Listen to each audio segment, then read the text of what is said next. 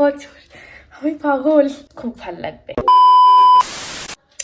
Okay, hey everyone, welcome back to my channel. আমি পিয়া। আর আজকে আমি যাচ্ছি একটা স্পেশাল জায়গায়, যেটা হলো তোমরা মানে আমার মতনই হয়তো যারা তার ভক্ত, তারা 3-4 বছর বলছি, হ্যাঁ 3-4 বছর, আমি পাগল।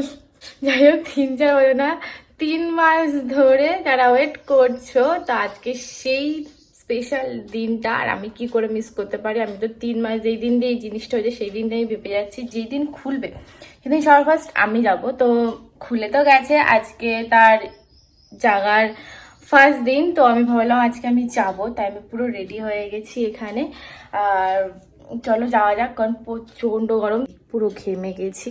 তো চলো, আমি পুরো রেডি। আমি না খুব কনফিউজ যে আমি ওড়নাটা নেবো কি নেবো না। দাঁড়াও দেখাচ্ছি, এই যে ওড়নাটা আমি নেবো কি নেবো না আমি ভাবছি, কারণ বাইরে বিশাল গরম। আমি গরমের মধ্যে না আমি ওড়না নিয়ে সামলাতে একদম পারি না। তো আমি ভাবছি নেবো কি নেবো না। তত সময় আমি নেবো না ওড়নাটা, আমি জানি, কারণ হেভি গরম। আমি এমনি কুর্তিটা পরে যাবো। তোমাদের বাইরে বেরিয়ে আমার আউটফিটটা দেখাচ্ছি আমি কি পরেছি না পরেছি। চলো বেরোনো যাক। অলরেডি এখন বাজে হলো 3টে বেজে গেছে। 3:30 বেরোনোর কথা। আমি একটু তাড়াতাড়ি রেডি হয়ে গেছি, কারণ ব্লগ করতে হবে। এটা তো আমার একটু টাইম লাগবে, কারণ অনেকদিন পর যেহেতু বড় ব্লগ করছি, তো আমার 3-4 বার ক্লিপ নিতে হচ্ছে। একটা কথা বারবার করে উল্টো পাল্টা বলে যাচ্ছি বলদের মতন। চলো বেরোই, গিয়ে দেখাচ্ছি কি কি, মানে বাইরে বেরোই, তারপর দেখাচ্ছি কি কি করছি না করছি। আশা করছি তোমাদের ভালো লাগবে, খুব ভালো লাগবে। আমি বাড়ি দিয়ে বেরিয়ে গেছি, এখন যাচ্ছি আকাশদের বাড়িতে। ও বাড়িতে রেডি হচ্ছে, ও রেডি হয়ে গেলে দেন আমরা বেরিয়ে পড়বো।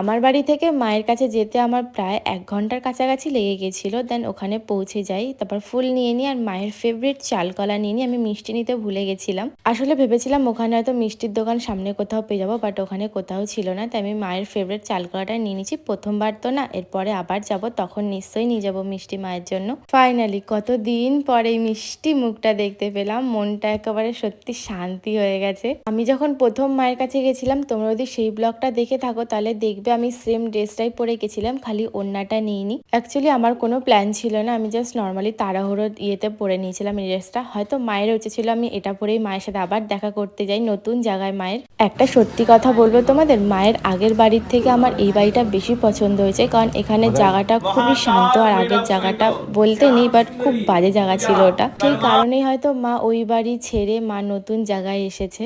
মন ভরে মাকে পুজো দিয়েছি, কোনো কষ্ট হয়নি। একটু ভিড় ছিল, বাট আমার মনে হয় সকালের থেকে দুপুরের ভিড়টা কমই ছিল। আমি অনেক ক্রিয়েটারদের ভিডিও দেখেছি, সকালে অনেক ওখানে ঝামেলা হয়েছে।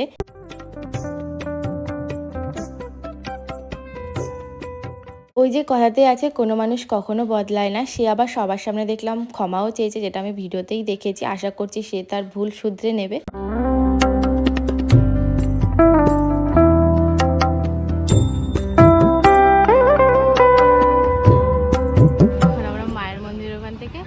আকাশ আমাকে পাটুলি অনেক দিনের ইচ্ছা ছিল পাটুলিতে আসার, এসে প্রথমে চা নিয়ে নিলাম, তারপর তোমাদেরকে